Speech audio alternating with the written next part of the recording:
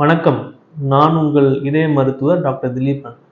இன்னைக்கு நம்ம ஒரு சுவாரஸ்யமான டாபிக் பற்றி பேச போகிறோம். அதுதான் கொலஸ்ட்ரால். இந்த கொலஸ்ட்ராலை பற்றி மக்களுக்கு நிறைய புரிதல்கள் இல்லாமல் இருக்குது. அதை பற்றி நிறைய குழப்பங்கள் இருக்குது. அதை இந்த வீடியோவில் தெளிவாக நம்ம தெரிஞ்சுக்குவோம். கொலஸ்ட்ரால்ங்கிறது ஒரு கெட்ட பொருள் என்றே நம்ம நினைக்கக்கூடாது. இந்த கொலஸ்ட்ரால் நம்ம உடலுக்கு தேவையான ஒரு பொருளும் கூட.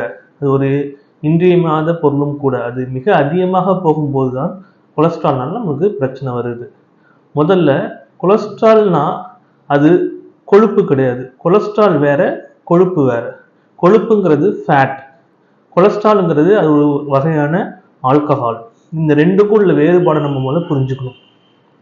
கொலஸ்ட்ரால் சரி எங்கேருந்துலாம் வருது அப்படின்னா, முக்கியமாக மாமிச உணவுலேருந்து தான் கொலஸ்ட்ரால் கிடைக்கும். எந்த ஒரு சைவ உணவு, அதாவது வெஜிடேரியன் சோர்ஸ்லேருந்தும் கொலஸ்ட்ரால் கிடைக்கவே கிடைக்காது.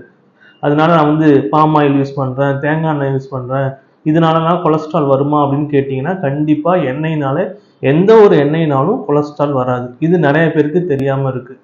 அடுத்து எந்த மாதிரி உணவுலேருந்து கொலஸ்ட்ரால் அதிகமாக உருவாகும் இப்போ கிடைக்கிது நம்மளுக்கு அப்படின்னா, முக்கியமாக ஆட்டுக்கறி, மட்டன், சிக்கன், நண்டு, இறால், இது போன்ற உணவுகள்லேருந்து தான் நம்மளுக்கு அதிகமான கொலஸ்ட்ரால் உற்பத்தி ஆகுது.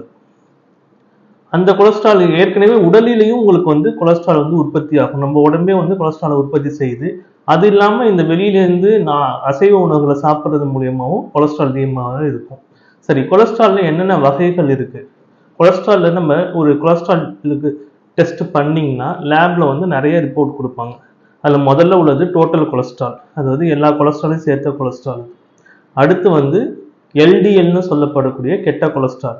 இந்த எல்டிஎல்ங்கிற கொலஸ்ட்ரால் தான் இதயத்தை பாதிக்கக்கூடிய, ஹார்ட் அட்டாக்லாம் உருவாக்கக்கூடிய கொலஸ்ட்ரால். அடுத்தது ஹெச்டிஎல், இது நல்ல கொலஸ்ட்ரால். இது நம்மளுக்கு மாரடைப்பு வர்றதுலேருந்து நம்மளை காப்பாற்றக்கூடிய கொலஸ்ட்ரால். அடுத்தது விஎல்டிஎல்ங்கிறது இது எச்சமான கொலஸ்ட்ரால், மிச்சம் இருக்கிற கொலஸ்ட்ரால் விஎல்டிஎல்னு சொல்கிறோம்.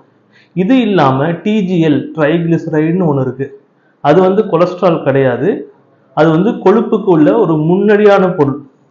அதுலேருந்து கொழுப்பு ஃபேட் உருவாக்கும். ஆனால் அதுவும் நம்ம இந்த ரிப்போர்ட்டில் இருக்கும். அதுவும் அதிகமாக இருந்தாலும் உடலுக்கு நல்லது கிடையாது. அதாவது இப்போ டிஜிஎல் 500க்கு மேலே இருந்தால் அது நல்லது கிடையாது.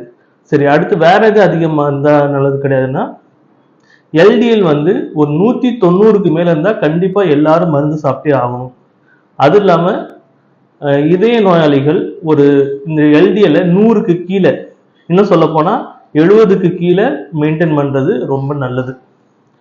ஆக நம்ம இந்த வீடியோல கொலஸ்ட்ரால்னா என்ன, கொலஸ்ட்ராலோட வகைகள், கொலஸ்ட்ரால் எதுலேருந்து கிடைக்குது, கொலஸ்ட்ராலோட தவிர்க்கிறதுக்கு என்னென்ன முறைகள்லாம் இருக்குன்னு நம்ம பார்த்தோம்.